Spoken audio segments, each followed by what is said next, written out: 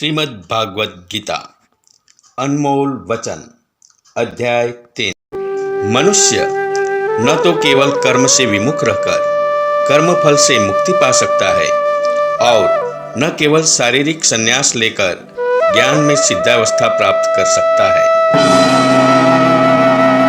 कोई भी मनुष्य एक क्षण के लिए अकर्मा नहीं रह सकता। वास्तव में सभी प्राणी प्रकृति द्वारा उत्पन्न 3 गुणों के अनुसार कर्म करने के लिए विवश होते हैं। जो अपनी कर्मेंद्रियों को तो नियंत्रित करते हैं, लेकिन मन से उनके विषयों का चिंतन करते हैं, वे निसंदेह स्वयं को धोखा देते हैं और पाखंडी कहलाते हैं। हे अर्जुन, लेकिन वे कर्मयोगी जो मन से अपने ज्ञानेंद्रियों को नियंत्रित करते हैं और कर्मेंद्रियों से बिना किसी आसक्ति के कर्म में संलग्न रहते हैं, वे वास्तव में श्रेष्ठ हैं। आध्यात्मिक मनोवृत्ति वाले जो लोग यज्ञ में अर्पित करने के पश्चात भोजन ग्रहण करते हैं, वे सभी प्रकार के पापों से मुक्त हो जाते हैं। किंतु जो अपनी इंद्रिय तृप्ति के लिए भोजन बनाते हैं, वे वास्तव में पाप अर्जित करते हैं। हे पार्थ, जो मनुष्य वेदों द्वारा स्थापित यज्ञ कर्म के इस चक्र का पालन नहीं करते, वे पाप अर्जित करते हैं। वे केवल अपनी इंद्रियों की तृप्ति के लिए जीवित रहते हैं। वास्तव में उनका जीवन व्यर्थ ही है। हे पार्थ, तीनों लोकों में मेरे लिए कोई कर्म निश्चित नहीं है। नहीं मुझे किसी पदार्थ का अभाव है और न ही मुझ में कुछ पाने की अपेक्षा है, फिर भी मैं कर्म करता हूँ। यदि मैं अपने निर्धारित कर्म को नहीं करता, तब ये सभी लोग नष्ट हो जाते और मैं संसार में उत्पन्न होने वाली अराजकता के लिए उत्तरदायी होता और इस प्रकार से मानव जाति की शांति का विनाश करने वाला कहलाता।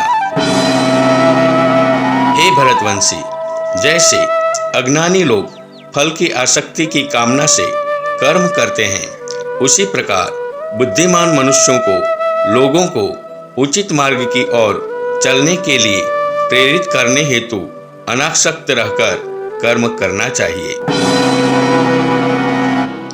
ज्ञानवान मनुष्य को चाहिए कि वे अज्ञानी लोगों को, जिनकी आसक्ति सकाम कर्म करने में रहती है, उन्हें कर्म करने से रोककर उनकी बुद्धि में मतभेद उत्पन्न न करें, अपितु स्वयं ज्ञान युक्त होकर अपने कार्य करते हुए उन अज्ञानी लोगों को भी अपने नियत कर्म करने के लिए प्रेरित करना चाहिए।